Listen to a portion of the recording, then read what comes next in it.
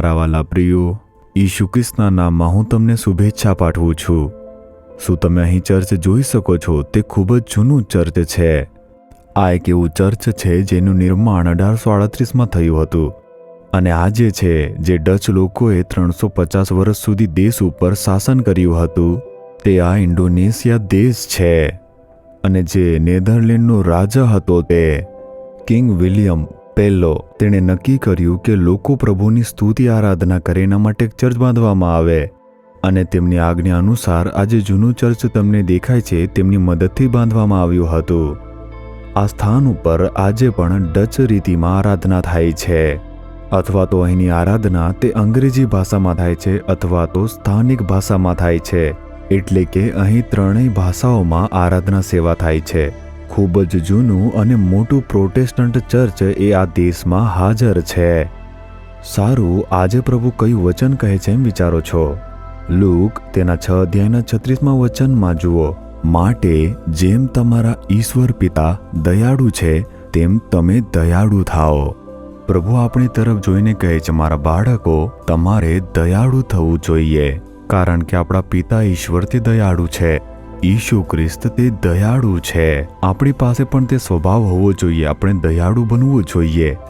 એટલે કે જ્યારે આપણે એવા લોકોને જોઈએ છીએ કે જેઓ અસરગ્રસ્ત અથવા જરૂરિયાતમંદ છે, આપણે એવા બનવું જોઈએ જેઓ દયા કરે અને તેમને મદદ કરે.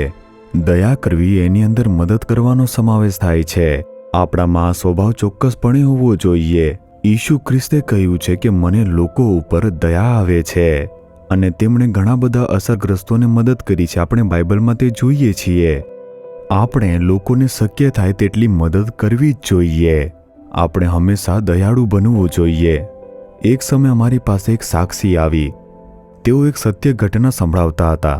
એક માણસ રસ્તામાં બેહોશ હતો. સવારે બધા ઓફિસમાં જતા હતા, મોટર બાઇક ઉપર, કાર ઉપર, સાયકલ ઉપર, બધા જોઈને જતા રહ્યા.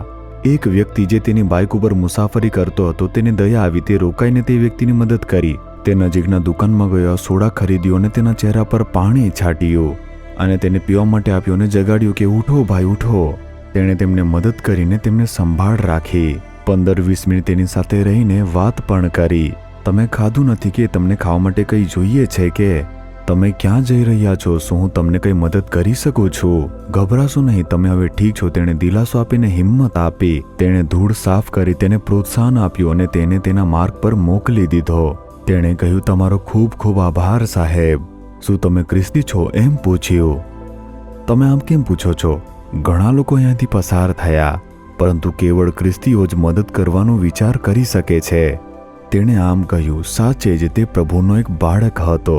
અમારી પાસે બીજી એક હજુ સાક્ષી આવી. ખ્રિસ્તીઓ ખૂબ જ દયાળુ છે અને લોકોને મદદ કરે છે. આજે સમાજ તે આપણા વિશે શું કહી રહ્યું છે વિચારી જુઓ. તેઓ તમારા કાર્યસ્થળમાં, તમારા રહેઠાણમાં તમારા વિશે શું કહે છે? તમારા પડોશી શું કહે છે? તમારા પ્રભુ ઈસુ તે દયાળુ સ્વભાવના હતા કે કેમ વિચારી જુઓ. સારું, તમે તાજેતરમાં કોના ઉપર દયા કરી અને મદદ કરી તે વિશે તમે વિચારીને જુઓ કે છેલ્લી વખત તમે કોની મદદ કરી અને કોના ઉપર દયા કરી વિચારીને જુઓ. નહીં તો કહો, હે પ્રભુ, મારા પાપને માફ કરો. બીજાઓ પ્રત્યે દયા ન દર્શાવવા પાપ માટે માફ કરો. આવી રીતે કહો. જો તમે દયા બતાવો છો તો જ પ્રભુ તમારા પર દયા બતાવશે. આ કદી ભૂલશો નહીં. તેથી આપણી અંદર દયાળુ સ્વભાવ હોવો જ જોઈએ. જ્યારે આપણે અસરગ્રસ્ત લોકોને જોઈએ છીએ, આપણે તેમના પર દયા કરવી જોઈએ, મદદ કરવી જોઈએ. તેના માટે પ્રતિબદ્ધ થાઓ. પ્રભુ, મારે રોજ ઓછામાં ઓછા એક વ્યક્તિ પર દયા કરવી જોઈએ, પ્રેમ બતાવવો જોઈએ. આપણે પ્રેમ બતાવવી જોઈએ અને દયા બતાવવી જોઈએ, એમને મદદ કરવી જોઈએ. શું તમે સ્વભાવને માંગી શકો? હે પ્રભુ, તમારી અંદર જેવી રીતે દયાળુ સ્વભાવ છે તેવી જ રીતે મને દયાળુ માણસ બનવા માટે તે દયાળુ સ્વભાવ તમે આપો. મારા તે દયાળુ સ્વભાવની દ્વારા અને પ્રેમાળ સ્વભાવની દ્વારા મારે તમને પ્રગટ કરવા જોઈએ. પ્રભુ ઈસુ ખ્રિસ્તના નામમાં પ્રાર્થના કરું છું. Amen, amen.